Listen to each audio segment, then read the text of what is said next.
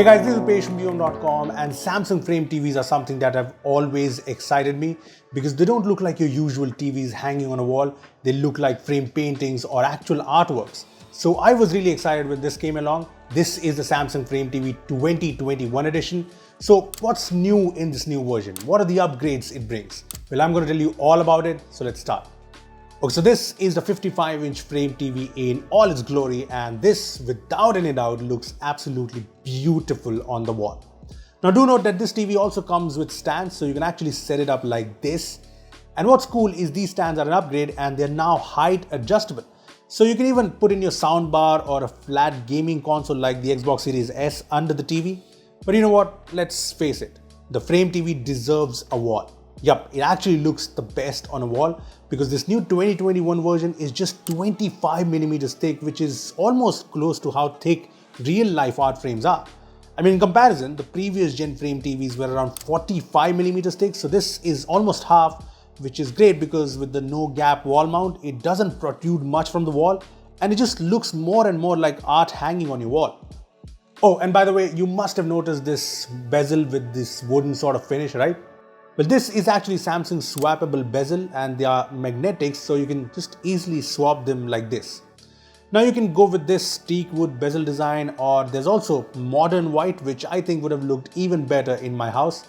You can also go without any bezel for this black bezel look, which I think looks cool in modern decors. Apart from that, the frame TV comes with Samsung's One Connect box, so it keeps things clean.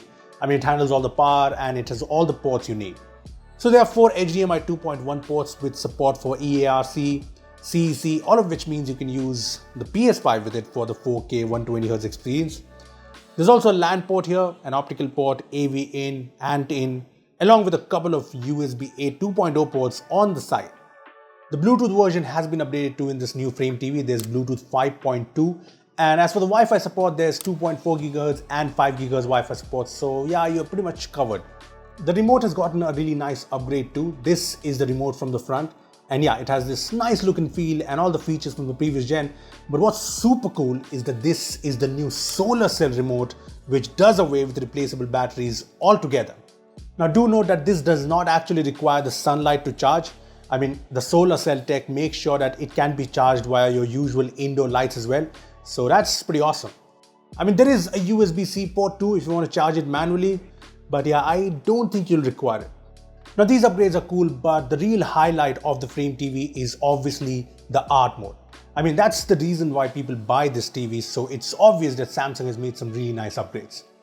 First off, Art Store has been upgraded with more artworks. I mean, there are arts from popular museums like Van Gogh, and there are new cool artworks from sources like Nava. All of these are available with the membership, which costs $299 per month or $2,799 yearly. I also like that I can customize these artworks. I can change the brightness and the color tone, even set them to different mount styles. And what's cool is that the TV now has a new brightness sensor, which learns when you manually change the brightness, and later on when the room's lighting conditions change, it automatically adjusts screen brightness as well as the color. Along with that, there's also a motion sensor, which automatically turns on and turns off art mode depending on any people around. Now another nice feature is the ability to use your own photos in place of the artworks. So you can just use the SmartThings app on your phone to send your photos to the frame, create a collage and more. For example, here's our photo from YouTube FanFest, and I can also add different matte filters to it to give it a more artwork-like feel. Now this is awesome, and Samsung has upgraded the storage for artworks from 500 MB to 6 GB, which means you can now store almost 1200 4K artworks. So yeah, this is a good upgrade. Now all of the improvements to the art store and the art mode is kind of worth it because they look stunning on this QLED panel of the frame TV. This here is a 55-inch QLED panel with 100% color volume, 120Hz refresh rate, and there's support for HDR10+, HLG, UHD dimming, AutoMotion Plus, a PQI of 3400 and more. And for gamers, there's FreeSync and variable refresh rate support. Also do note that the frame TV only offers 120Hz refresh rate in its 55-inch models and above. And yeah, there's no Dolby Vision support. Anyway, coming to the picture quality, this QLED panel on the new frame TV is actually an improvement over the last gen. It's brighter at 600 nits, and I also noticed better viewing angles. Now artworks obviously look amazing, but it's a TV at the end of the day, and I did use it as a TV, and this panel looks great. The blacks look great, the contrast is outstanding as you'd expect from a QLED panel. Now another big QLED trait is great colors, and that's very visible in this panel. The colors just look great, and I noticed the skin tones are mostly accurate, which is something a lot of TVs struggle with. See, at the end of the day, this is a high-end TV and the QLED panel looks very good. But I'll be honest with you, I've only used the TV for a couple of days, so don't take that as my final verdict. But yeah, so far looks really good. As for the sound, there are 4 speakers here capable of 40-watt sound output, and there's support for Dolby Digital Plus, but no DTS or Dolby Atmos support. Now in my brief usage, the speakers here are very balanced and very clean even at higher volumes, and the loudness here is decent. And as for the bass, these are obviously TV speakers, so don't expect extraordinary bass, but they are decent enough for TV speakers.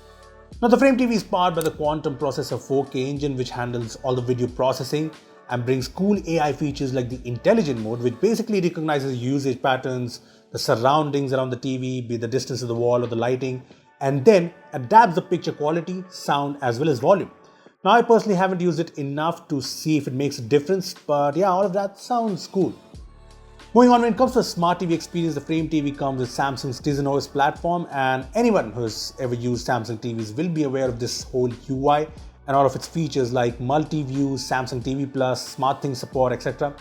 Anyway, one thing new is support for multiple voice assistants. You now have an option to choose from Bixby, Alexa or Google Assistant, which is pretty awesome. For example, I can select Google Assistant, set it up via my phone and start using it on this TV. As for the pre-installed apps, there's Samsung TV Plus, Netflix, Prime Video, YouTube, Apple TV Plus, Samsung's browser, and apps for Google Assistant and Alexa. And that's it. Now coming to the pricing here, the Samsung Frame TV 2021 edition comes in 4 screen sizes, a new 43-inch one, 50-inch, 55-inch and 65-inch, and the pricing starts at Rs 61,990. Anyway, to sum things up, I know a lot of people are fans of the Samsung Frame TV, and with this 2021 edition, Samsung has actually made some really good upgrades all around. I mean, the basics of the Frame TV remain the same, but the design is now better, the art mode is improved, and there's new features. There's a new solar remote, there are cool intelligent sensors, support for Google Assistant, and there's more. So all in all, the Samsung Frame TV 2021 brings some good changes all around, but I want to know what you guys think of the new Frame TVs, so make sure to comment below. Also, give this video a like if you enjoyed it, and make sure to share it with your friends and family who are looking to buy the new Frame TV 2021 edition. And yeah, subscribe to our channel for more amazing tech videos. Well, that's me signing off. Thanks for watching, and I will see you in the next one.